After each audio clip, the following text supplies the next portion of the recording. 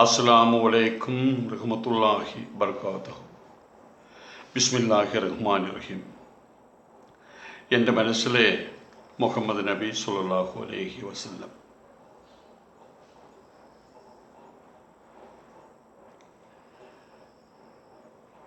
പ്രവാചകനെ കാണാൻ വേണ്ടിയിട്ട് ഖുറൈശികളുടെ ദൂതുമായി ഹുദൈബിയ സന്ധി അത് നിലനിർത്തണം, അതിൻ്റെ സമയം നീട്ടണം എന്നാവശ്യവുമായിട്ട് മദീനയിലെത്തിയ അബൂ സുഫിയാൻ ആദ്യം ചെന്നത് പ്രവാചക പത്നിയും തൻ്റെ മകളുമായിട്ടുള്ള ഉമ്മു ഹബീബയുടെ വീട്ടിലാണ്. അവിടെ കണ്ടൊരു വിരിപ്പിൽ ഇരിക്കാൻ ശ്രമിച്ചപ്പോൾ ഉമ്മു ഹബീബ ആ വിരിപ്പെടുത്ത് മാറ്റി, ഇത് പ്രവാചകൻ്റെ വിരിപ്പാണ്, നിങ്ങൾക്ക് ഇരിക്കാൻ കൊള്ളാവുന്നതല്ല, നിങ്ങൾക്ക് ഇരിക്കാനുള്ള അവകാശമില്ല, നിങ്ങൾ ബഹുദേവത ആരാധനക്കാരനാണ്, കല്ലിനെയും മണ്ണിനെയും മരത്തെയും പൂജിക്കുന്നവനാണ്, വിഗ്രഹങ്ങളെ പൂജിക്കുന്നവനാണ്, അത് ചിന്താപരമായിട്ട് അശുദ്ധിയാണ്, ആയതുകൊണ്ട് തന്നെ ഏകദൈവ വിശ്വാസിയായിട്ടുള്ള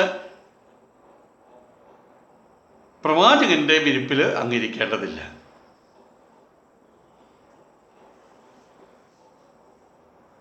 അബൂ സുഫിയാൻ അത് ഇഷ്ടപ്പെട്ടില്ല.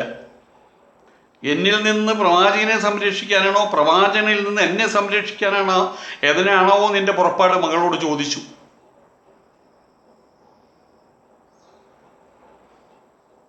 അദ്ദേഹം അവിടുന്ന് ആ വീട് വിട്ടിറങ്ങി.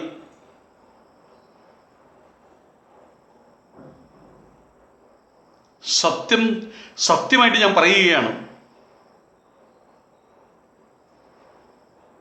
എൻ്റെ വീട് വിട്ട് ഇറങ്ങിപ്പോകുന്നത് മുതൽ എൻ്റെ മകള് വെറും ഭ്രാന്തിയായി തീർന്നിരിക്കുകയാണ് എന്ന് പറഞ്ഞ് ശകാരിച്ചു അദ്ദേഹം മകളെ.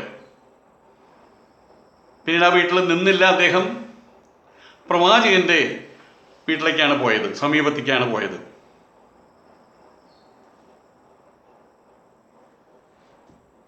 കരാർ നീട്ടുന്നതിനെ കുറിച്ച് അദ്ദേഹം പ്രവാചകനുമായിട്ട് സംസാരിച്ചു. പ്രവാചകൻ അദ്ദേഹത്തെ ഒട്ടും ഗൗനിച്ചില്ല. നിരാശനായിട്ടുള്ള അദ്ദേഹം അബൂബക്കറിനെ ചെന്ന് കണ്ടു. ഈ ഒരു കാര്യം പ്രവാചകനുമായിട്ട് സംസാരിക്കണമെന്ന് അഭ്യർത്ഥിച്ചു. പ്രവാചകൻ അതിനൊന്നും അബൂബക്കർ അതിനൊന്നും കൂട്ടുനിന്നില്ല, വിസമ്മതിച്ചു. പിന്നീട് ഉമറിനെ ചെന്ന് കണ്ടു നോക്കി. നിങ്ങൾക്ക് വേണ്ടി ഞാൻ പ്രവാചകനോട് ശുപാർശ ചെയ്യണമല്ലേ? ഉമർ അബൂ സുഫിയാനോട് ചോദിച്ചു. അല്ലാഹുവാണേ സത്യം, മരുഭൂമിയിൽ ഒരു മണൽത്തരി മാത്രമേ എൻ്റെ കൂടെ അവശേഷിക്കുന്നുള്ളൂ, എങ്കിൽ പോലും ആ മണൽത്തരി കൊണ്ട് ഞാൻ നിങ്ങളോട് പൊരുത്തും, ഖുറൈശികളോട് പൊരുതും, നിങ്ങൾക്ക് പോകാം. ഇതായിരുന്നു ഉമറിൻ്റെ പരുഷമായിട്ടുള്ള മറുപടി. അത് കേട്ട് അബൂ സുഫിയാൻ അലിയുടെ അടുക്കൽ ചെന്നു. താൻ എന്തിനാണ് വന്നത്? നല്ലൊരു കാര്യത്തിനാണ് വന്നത്. ഇനിയും ശാന്തിക്കെടുന്ന രീതിയിലുള്ള, സമാധാനം നശിക്കുന്ന രീതിയിലുള്ളൊരു പെരുമാറ്റം മുസ്ലിങ്ങളും ഖുറൈശികളുമായിട്ട് ഉണ്ടാകരുത്. ഹുദൈബിയ സന്ധി നശിച്ചിട്ടുള്ള കരാർ അതുപോലെ നിലനിൽക്കുകയാണ്. അതിൻ്റെ കാലയളവ് നീട്ടുകയാണ് വേണ്ടത് എന്നിത്യാദി കാര്യങ്ങൾ അദ്ദേഹം അലിയെ തെര്യപ്പെടുത്തി. ശേഷം ഇക്കാര്യം പ്രവാചകനോട് ശുപാർശ ചെയ്യാൻ അപേക്ഷിച്ചു. അലി വളരെ ശാന്തനാണ്. അദ്ദേഹം സൗമ്യനായിട്ട് അബൂ സുഫിയാനോട് പറഞ്ഞു, നടക്കില്ല അബൂ സുഫിയാൻ, അത് നടക്കില്ല. പ്രവാചകന്റെ പുത്രിയും അലിയുടെ പത്നിയുമായിട്ടുള്ള ഫാത്തിമ അവിടെ ഉണ്ടായിരുന്നു. ഖുറൈശികളുടെ ശക്തനായിട്ടുള്ള ആ പ്രതിനിധി തൻ്റെ സമാധാന ദൗത്യത്തിന് വേണ്ടിയിട്ട് ഫാത്തിമയോട് അവരുടെ പുത്രൻ ഹസന്റെ സഹായം നൽകാൻ യാചിച്ചു. ഫാത്തിമ പറഞ്ഞു, പ്രവാചകനൊരു തീരുമാനമെടുത്താൽ അതിൽ നിന്ന് അദ്ദേഹം പിന്തിരിപ്പിക്കാൻ അദ്ദേഹത്തിന് മാത്രമേ കഴിയൂ, അല്ലെങ്കിൽ പരമകാരുണികനായിട്ടുള്ള അള്ളാഹുവിന് മാത്രമേ കഴിയൂ. ഫാത്തിമയും കൈമലർത്തി.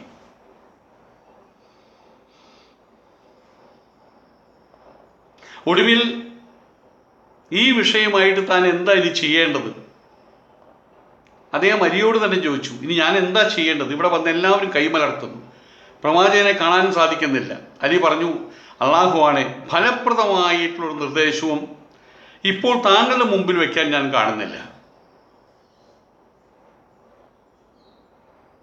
കിനാന ഗോത്രത്തിലെ തലവൻ എന്ന നിലയിൽ ഈ ഗോത്രബന്ധം ഉപയോഗപ്പെടുത്തി ജനങ്ങളുമായിട്ട് ബന്ധപ്പെട്ട ശേഷം ഒട്ടനെ നാട്ടിലേക്ക് തിരിക്കാൻ ഒരു പക്ഷേ താങ്കൾക്ക് സാധിച്ചു എന്ന് വന്നേക്കാം. പക്ഷേ അതും ഇന്നത്തെ സാഹചര്യത്തിൽ ഫലപ്രദമായിട്ട് ഭവിക്കുമെന്ന് എനിക്ക് തോന്നുന്നില്ല. ഇതല്ലാതെ വേറെ മാർഗവുമില്ല. താങ്കൾ എവിടുന്നാണ് വരുന്നത്? മക്കയിൽ നിന്നും. എന്തിനാ വന്നത്? പ്രവാചകനെ കാണാൻ. എന്നിട്ട് എന്ത് സംഭവിച്ചു? പ്രവാചകൻ മുഖം കൊടുത്തില്ല. ഇനിയിപ്പോൾ എന്താ ചെയ്യേണ്ടത്? നേരെ മക്കയിലേക്ക് തിരിച്ചു പോവുക. വേറൊരു മാർഗവും കാണുന്നില്ല. അലി പറഞ്ഞു. അബൂ സുഫിയാൻ അവിടെയുള്ള പള്ളിയിലേക്ക് ചെന്നു. സ്വന്തം ഗോത്രത്തിന് വേണ്ടി തൻ്റെ സമാധാനകാംക്ഷ, താൻ ശാന്തിയുടെയും സമാധാനത്തിനെയും കൊടി ഉയർത്തിപ്പിടിച്ചിട്ടാണ് വന്നിട്ടുള്ളത്. ജനങ്ങളുടെ മധ്യേ അത് പ്രഖ്യാപിച്ചു. ഈ പ്രഖ്യാപനത്തിന് ശേഷം അദ്ദേഹം കുതിരപ്പുറത്ത് കയറിയിട്ട് അദ്ദേഹം മക്കയിലേക്ക് തിരിച്ചു പോവുകയും ചെയ്തു. സ്വന്തം പുത്രി മദീനയിൽ വന്നിട്ട് സ്വന്തം പുത്രിയിൽ നിന്ന്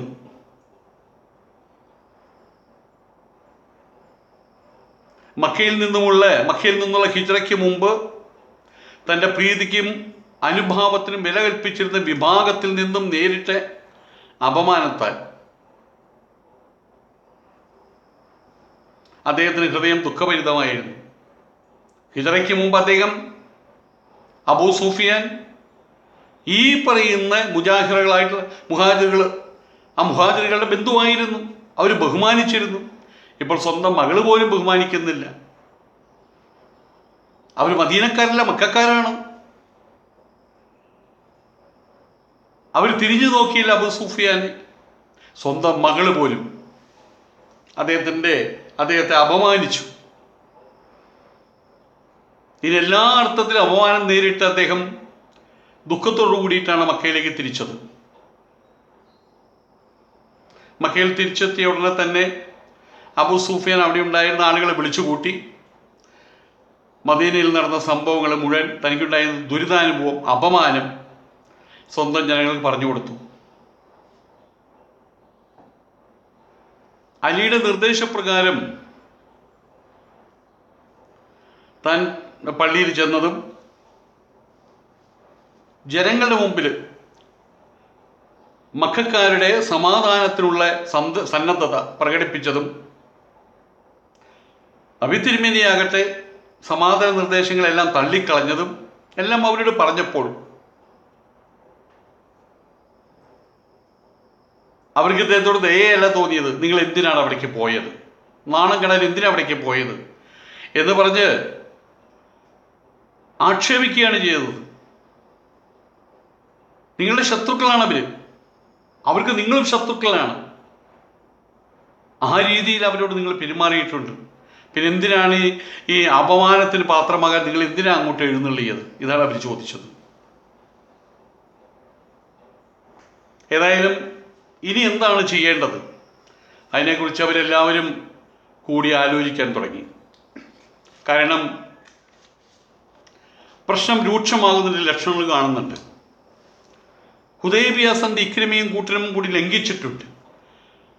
നബി തിരുമേനിക്ക് അതിൽ സങ്കടമുണ്ട്. അദ്ദേഹത്തെ തണിപ്പിക്കാൻ, അദ്ദേഹത്തിൻ്റെ തീരുമാനങ്ങളെ മാറ്റാൻ ഒരു തരത്തിലും കഴിയില്ലെന്നും ഉറപ്പായി. ആയതുകൊണ്ട് ഇനി എന്താണ് ചെയ്യേണ്ടത്?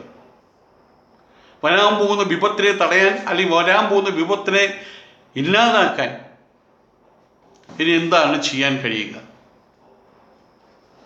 അതിനെക്കുറിച്ച് അവർ വിശദമായിട്ട് കൂടി ആലോചിക്കാൻ തുടങ്ങി. ഏതായാലും മദീനയിൽ പ്രവാചകനെ സംബന്ധിച്ചിടത്തോളം അദ്ദേഹത്തിൻ്റെ തീരുമാനം ഉറച്ചതായിരുന്നു.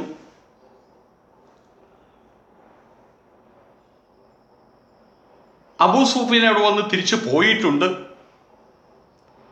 താൻ അദ്ദേഹത്തിന് മുഖം കൊടുത്തിട്ടില്ല, അദ്ദേഹത്തെ ഗവനിച്ചിട്ടില്ല, അദ്ദേഹത്തിൻ്റെ വാക്കുകൾ ഗവനിച്ചിട്ടില്ല. അതിൻ്റെ അർത്ഥം ഹുദൈബിയ സംഖ്യ നിങ്ങൾ ലംഘിച്ചിട്ടുണ്ട്. ഇനി ആ ഹുദൈബിയ സംഖ്യയിൽ പറയുന്ന കാര്യങ്ങളോടൊപ്പം നീങ്ങാൻ എനിക്ക് കഴിയില്ല എന്നുള്ള കാര്യം അവരെ ബോധിപ്പിച്ചതിന് തുല്യമാണ് ആ പെരുമാറ്റം. ആയതുകൊണ്ട് തന്നെ ഒരു മദീനയിലേക്കുള്ള സൈനിക നീക്കം ഖുറൈശികളുടെ ഭാഗത്തുനിന്നുണ്ടാകാം. അതല്ലെങ്കിൽ ഇവർ മക്കയിലേക്ക് പോകുമ്പോൾ അവിടെ തടയാൻ, പ്രതിരോധം തീർക്കാൻ അതിനുള്ള സാധ്യതയും കണക്കിലെടുക്കേണ്ടതുണ്ട്. അതിനു വേണ്ടുന്നുള്ള യുദ്ധ സജ്ജീകരണങ്ങൾക്ക് ഖുറൈശികൾക്ക് അവസരം കൊടുത്തുകൂടാ. ഇനി അത് പ്രവാചകൻ തീരുമാനിച്ചുറച്ചു. സ്വന്തം ശക്തി, തനിക്കുള്ള ദൈവസഹായം, അത് സംബന്ധമായിട്ടുള്ള ആത്മവിശ്വാസങ്ങളെല്ലാം ഉണ്ടായിരുന്നു. എങ്കിലും മക്ക നിവാസികൾക്ക് പ്രതിരോധത്തിന് സാധിക്കാത്ത വിധം അവരെ പൊടുന്നതിന് കീഴടക്കാനാണ് തിരുമേനി ആഗ്രഹിച്ചത്. രക്തരഹിതമായിട്ടുള്ളൊരു വിജയമാണ് തിരുമേനിയുടെ ലക്ഷ്യം. ഖുറൈശികളെ ഇല്ലാതാക്കലല്ല, ഖുറൈശികളെ മക്കയിൽ വെച്ച് ഇല്ലാതാക്കിക്കൊണ്ട് മക്ക നഗരിയെ പുണ്യ നഗരത്തിന് കളങ്കം ചാർത്തുക, അതായിരുന്നില്ല അദ്ദേഹത്തിൻ്റെ ലക്ഷ്യം. അതുകൊണ്ട് രക്തരഹിതമായിട്ട് ഒരു വിജയം, ഒരു മക്ക വിജയമാണ് തിരുമേനി അന്ന് ആഗ്രഹിച്ചത്. ഉടനെ തന്നെ സൈന്യ സജ്ജീകരണങ്ങൾക്ക് ജനങ്ങൾക്ക് കൽപ്പന കൊടുത്തു. ഇനി ഒട്ടും വൈകിച്ചുകൂടാ. ഒരുക്കങ്ങളെല്ലാം പൂർത്തിയായി.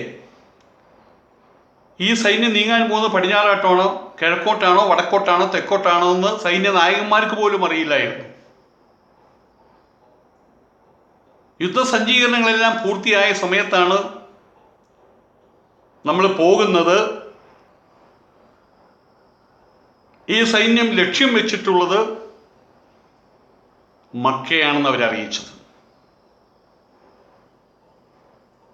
മക്ക പദ്ധതിയെക്കുറിച്ച്, മക്ക വിജയ പദ്ധതിയെക്കുറിച്ചുള്ള തൻ്റെ മനസ്സിലിരിപ്പ് അപ്പോഴാണ് അവരെ ബോധിപ്പിച്ചത്. ഇനിയൊട്ടും സമയം കളയാതെ മക്കയിലേക്ക് മാർച്ച് ചെയ്യാൻ പ്രവാചകൻ അവർക്ക് ഉത്തരവ് കൊടുത്തു. പരിപാടികളെക്കുറിച്ച്, സൈനിക നീക്കത്തെക്കുറിച്ച്, മക്കയിലേക്കുള്ള സൈനിക നീക്കം എന്തിനു വേണ്ടിയിട്ടാണ്, എന്താണ് ഉദ്ദേശ ലക്ഷ്യങ്ങൾ, ഇതിനെക്കുറിച്ച് ഖുറൈശികൾക്ക് ഒരു ധാരണയും ഉണ്ടാകാൻ പാടില്ല. മുൻകൂട്ടി യാതൊരു അറിവും കിട്ടാതിരിക്കാൻ അദ്ദേഹം ദൈവത്തോട് പ്രാർത്ഥിച്ചു. കാരണം വലിയൊരു സൈനിക നീക്കമാണ്.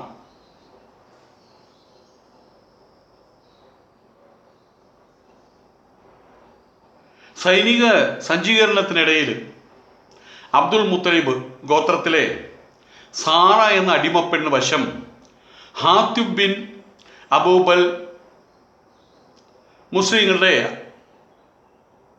അബൂബൽത്ത മുസ്ലിങ്ങളുടെ സൈനിക യാത്രയെക്കുറിച്ച് വിവരം അറിയിച്ചുകൊണ്ട് ഖുറൈശികൾക്ക് ഒരു രഹസ്യ സന്ദേശം കൊടുത്തയച്ചു.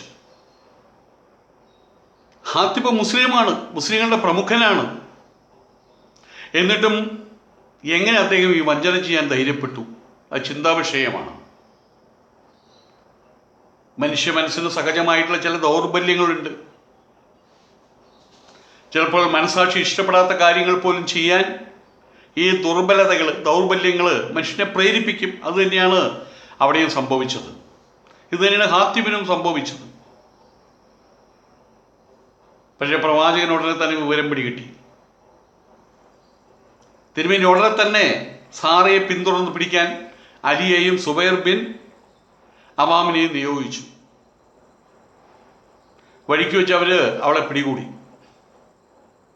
അവളുടെ വാഹനം പരിപൂർണമായിട്ട് പരിശോധനയ്ക്ക് വിധേയമാക്കി. പക്ഷെ ഒന്നും കണ്ടുകിട്ടിയില്ല. എഴുത്ത് സാറയുടെ കയ്യിലുണ്ടെന്നവർക്ക് പൂർണ്ണ ബോധ്യമുണ്ടായിരുന്നു.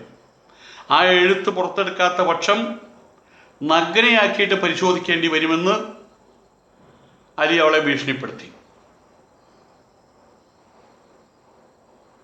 അലി വിടില്ലെന്ന് കണ്ടപ്പോൾ മുടിക്കേട്ടിനകത്ത് വെച്ച് കെട്ടിയ കത്ത് പുറത്തെടുത്ത് അലിയെ ഏൽപ്പിച്ചു. ആരെയും കൊണ്ട് അലിയും സുബൈറും മദീനയിലെത്തി. പ്രവാചകൻ ഹാത്തിബിനെ വിളിപ്പിച്ചു. ഇങ്ങനെയൊരു വഞ്ചന, മദീനയിൽ നിന്നുകൊണ്ട്, മുസ്ലിമായിട്ട് നിന്നുകൊണ്ട് ഇങ്ങനൊരു വഞ്ചന ചെയ്യാൻ അങ്ങേക്ക് എങ്ങനെ സാധിച്ചു? എന്താണ് ഇതിൻ്റെ പുറകിലുണ്ടായ പ്രേരണ? ഇതാണ് പ്രവാചകൻ ചോദിച്ചത്. അൽഹംദുലില്ലാഹ്.